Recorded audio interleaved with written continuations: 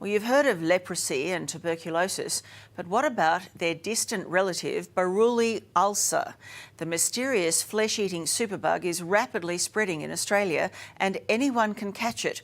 The problem is doctors have no idea how to control it.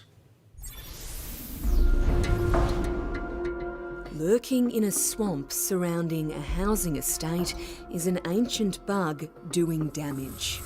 This is by far and away the worst outbreak we've ever seen in Australia. It's rapidly increasing, it's becoming more severe. This illness can claim limbs and destroy lives. I might lose my leg. Intense. There are days that you sort of thought, dear God, just give me a pill and put me to sleep. It was really traumatic. But the most terrifying part is the mystery that shrouds it.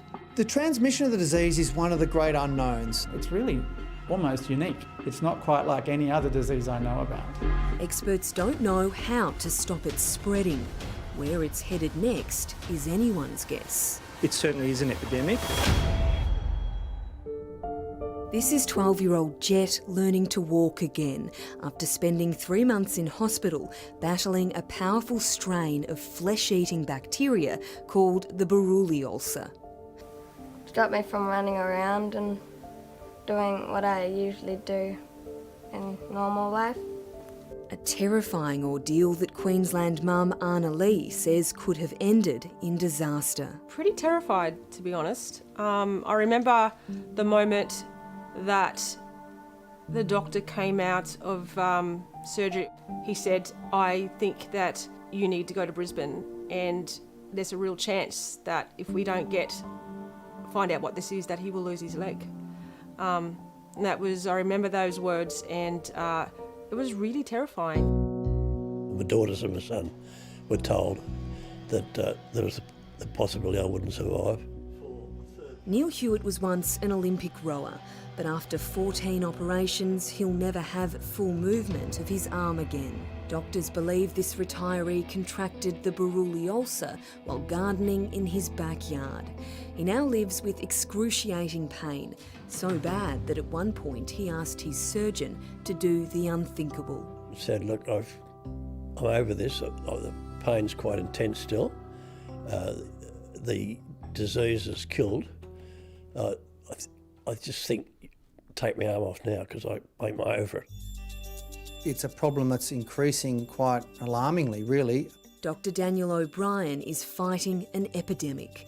He has 100 patients currently suffering from the grotesque ulcer, which has been around for decades, but never like this. It seems to be getting more severe in a higher proportion of cases. So what that means is in some people they're getting much more aggressive and damaging infections. Experts are largely in the dark. They know the disease often occurs close to bodies of water. What they don't know is exactly how it's transmitted. There are a number of theories. One is that possums are carriers and their droppings end up in a swamp or ocean. That bacteria is picked up by a mosquito or sandfly, which bites you. It may be that mosquitoes are biting possums and are biting people. It might be that the possum faeces in the environment then contaminates it and people are getting it into their skin through cuts or scratches. The outbreak in Victoria has the Department of Health and Human Services very concerned. Acting Chief Health Officer Dr Brett Sutton. If we understand how it's transmitted better, we think we can protect people better.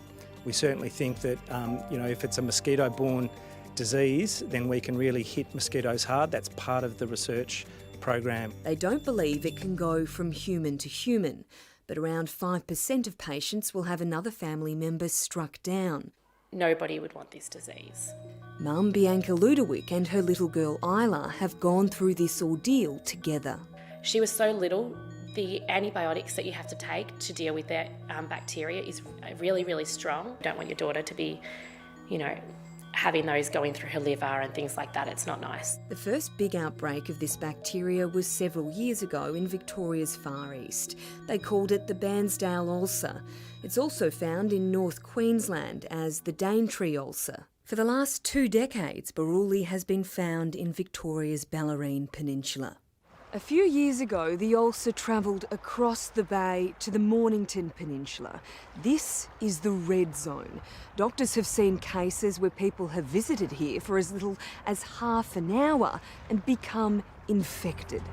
We've got kids and I just thought how horrible it would be for one of the kids to get it. Melissa and David live in Rye, one of the biggest hotspots in the bay. Their dad works as a tradie. Not being able to lean on his elbow for 8 months has been a nightmare.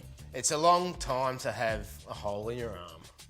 Rates in Victoria's ground zero have climbed to a scale never seen before.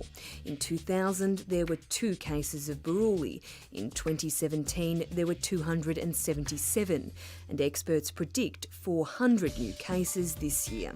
The question is, where will it hit next? Well, if we see an expansion of the area where it's causing disease, obviously we're concerned that there'll be a bigger metropolitan population exposed. It's completely possible, I think, that it could move up further into Melbourne, that it could move into Geelong, it could move down the coast of coastal Victoria, and it could even move into state, because the fact of the matter is it is moving around.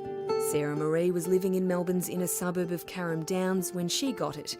She's had a skin graft but has been left with this awful reminder. There was times where I was really sad and upset about the whole situation. I think it's really scary that we don't know enough about it yet, and it needs to be so much more research. Catching the disease quickly is key. The ulcer, which is related to tuberculosis and leprosy, incubates under the skin for anywhere between 3 weeks to almost a year before surfacing. It often starts as a nodule or like a bite and becomes a bigger lump, red and swollen, and then it can form this really deep ulcer. Infectious diseases Professor Paul Johnson says it can be detected using a simple swab test. We have evidence from case control studies that people who cover themselves when they go outside, protect themselves from biting insects, clean and cover cuts and abrasions that they sustain while working outside or gardening, that seems to reduce the risk. I think we still have to keep the disease in perspective, that the absolute risk to somebody is still low. As for 80-year-old Neil, he's battered but not broken, and adamant you'll never get him out of the garden. You don't know what's next. You hope nothing. You would. The government has committed more than $2 million for research into the Buruli ulcer epidemic in Victoria.